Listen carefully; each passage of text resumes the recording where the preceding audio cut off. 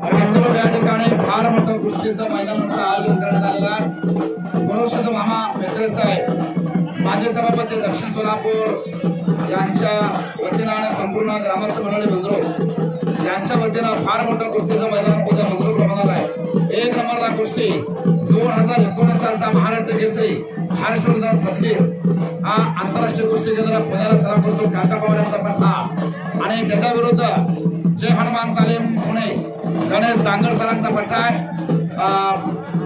माऊली कोकाटे असे एक कुस्ती होणार आहे। या दोघांमध्ये 1 नंबरची कुस्ती फार मोठी कुस्ती पुरस्कृत केल्या 2 लाख रुपयांनी मानाची चांदीची गदा त्या कुस्तीला देण्यात येणार आहे।